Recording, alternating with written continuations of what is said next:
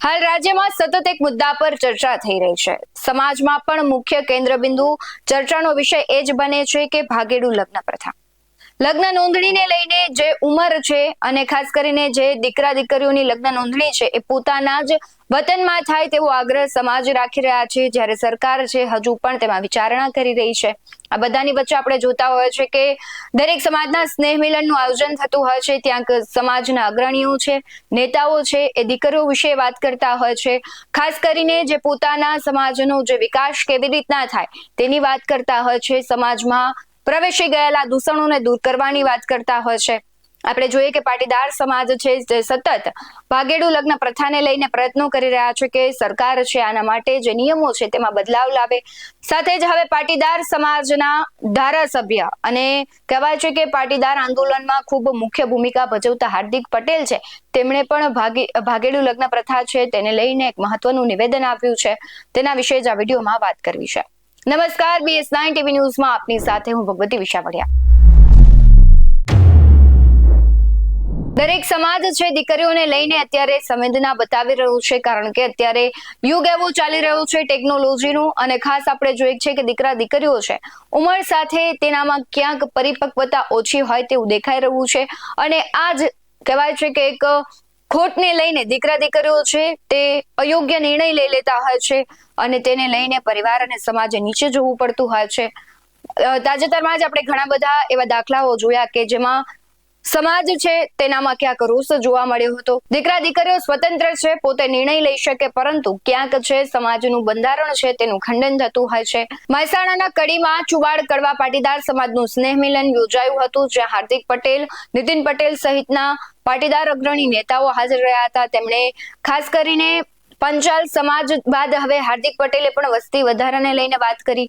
દીકરીઓ જે ભાગી રહી છે તેને લઈને તેમણે વાત કરતા કહ્યું હતું કે આપણા ઘરમાં જો 2 લાખ રૂપિયા હોય તો આપણે દિવસમાં 10 વાર જોવા જઈએ કે ભાઈ એ સેફ છે કે નહીં. તો દીકરીઓ માટે આટલી આપણે તત્પરતા અને આપણે આટલી જ તેના માટેની સંવેદના અને તેની સુરક્ષા પણ રાખવાની છે. તેના માટે આપણે સતત કાર્યશીલ રહેવાનું છે. આપણા દીકરા દીકરીઓ શું કરે છે તેનું ધ્યાન રાખવાનું છે, કારણ કે આપણે વધુ પડતી સ્વતંત્રતા આપી દઈએ છીએ અને દીકરા દીકરીઓ છે તેને સ્વચ્છંદતામાં બદલી નાખે છે અને એનું પરિણામ ખૂબ માઠું આવતું હોય છે. સાથે જ તેમણે કહ્યું હતું કે જે ગામડાઓમાં જે પાટીદાર સમાજની વસ્તી છે ઓછી થતી જાય છે, ગામડાઓમાં અસ્તિત્વ ટકાવવા સમાજને તેમણે અપીલ કરી હતી. ભલે તમે અમેરિકા હો કે અમદાવાદ રહો, પણ ચૂંટણી કાર્ડ ગામનું જ રાખજો તેવી તેમણે વાત કરી છે. સાથે જ 18 વર્ષના દીકરા દીકરીઓને તેમણે કહ્યું છે કે વોટિંગ કાર્ડ તમારે વતનમાં જ કઢાવવું જોઈએ. અને તેમણે વધુમાં એક ટકોર કરતા કહ્યું કે ખરો સમય આવશે ત્યારે તમને ખબર પડશે કે હાર્દિક પટેલ આ વાત કેમ કરી રહ્યા છે. એટલે આવનારા 10 વર્ષ બાદ ગામડાઓની શું સ્થિતિ હશે તેનું પણ તેમણે ચિંતન કરવા અનુરોધ કર્યો હતો. સાથે જ જે ગામડાઓમાં પણ જે સમૂહ લગ્ન છે તેમણે યથાવત રાખવા કહ્યું છે કે તમે વધારે ને વધારે ગામડાઓમાં સમૂહ લગ્નમાં જોડાવ, અને જેથી કરીને ખોટા ખર્ચાઓ છે અને આર્થિક રીતે સમાજને ક્યાંક બચાવી શકાય. સાથે જ તેમણે સૌથી મહત્વની વાત એ કરી હતી કે જે પ્રમાણે કોરોનાનો સમય હતો ત્યારે શહેરોમાંથી બધા જ લોકો ગામડામાં આવી રહ્યા હતા. એટલે જો ગામડાનું અસ્તિત્વ હશે તો આપણે ત્યાં જઈ શકીશું અને આપણે એક આશરો મેળવી શકીશું. શું કહે રહ્યા છે હાર્દિક પટેલ, તેના પર નજર કરીએ. કેટલા આપણા દેત્રોદ તાલુકામાં તો હાર્દિકભાઈ લખ્યા જ છે નામ, એટલે મેં તો એક જ છે ઓઢવપુરામાં, બીજું કોઈ નથી આપણું નામ.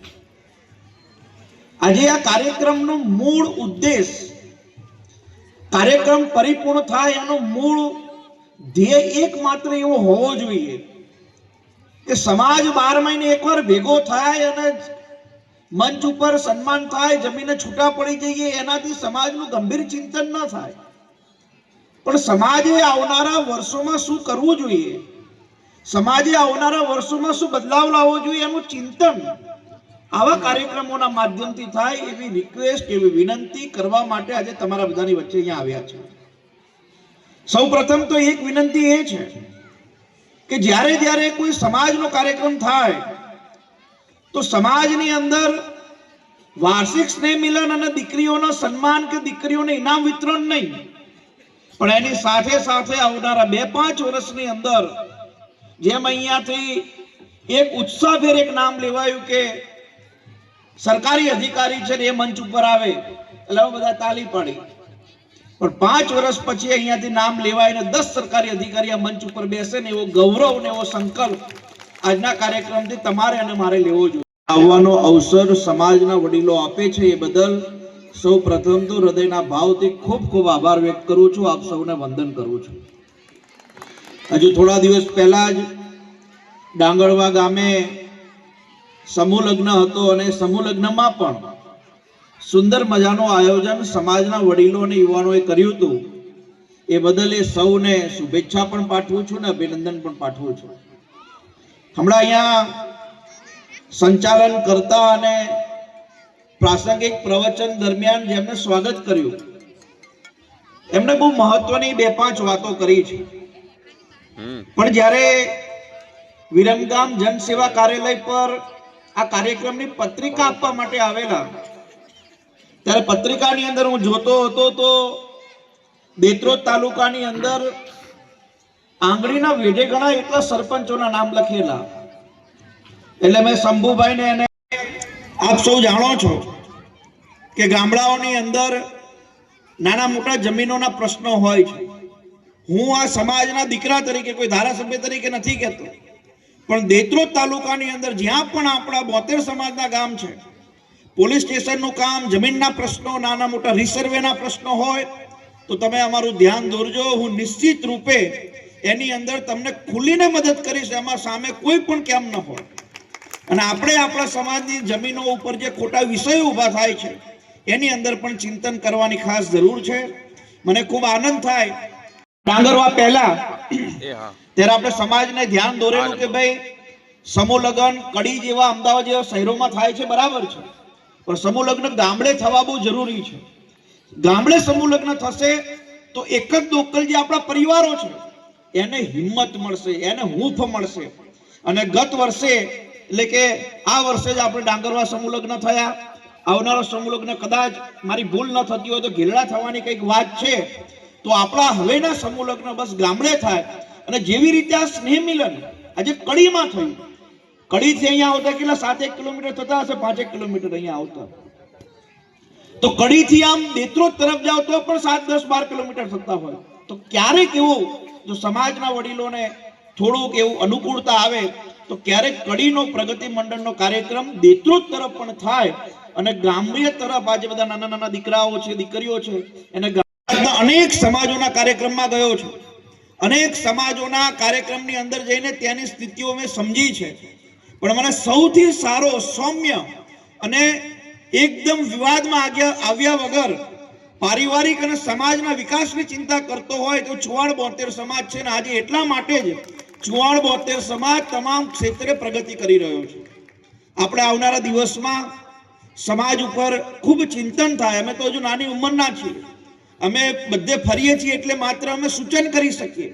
મંચ ઉપર બેસનારા અનેક એવા લોકો છે જેને પોતાની જિંદગીના અનેક વર્ષ સમાજની સેવા પાછળ, સમાજના કામોમાં, સમાજ પાછળ દોડીને પોતાના જીવન ખર્ચ્યું છે. એટલે માત્ર હું સૂચન કરી શકું, પણ મારી આપ સૌને વિનંતી છે કે આવનારા 10 વર્ષ પછી ગામડાની શું સ્થિતિ છે એ અમે બહુ સારી રીતે જોઈ શકીએ છીએ. એટલે ગામડાની સ્થિતિ ઉપર થોડું ચિંતન થાય એવી અમિતભાઈ, આપ સૌ યુવાન છો, યુવાનો સાથે બેસીને આપણે આ બાબતે ખૂબ ચિંતા કરવી. 5 વાગ્યા પછી જામે હાર્દિકભાઈ, પણ મેં કીધું આજે સવારમાં 2 કાર્યક્રમને સાંજે મારી વાઈફને હોસ્પિટલમાંથી ડિસ્ચાર્જ આપવાના છે એટલે મારે વહેલું જવું છે. અને હું આપ સૌના અહીંયા કાર્યક્રમમાં આવ્યો, મારા માટે થઈને કાર્યક્રમ વહેલો કરવો પડ્યો એ બદલ હું ક્ષમા માંગુ છું.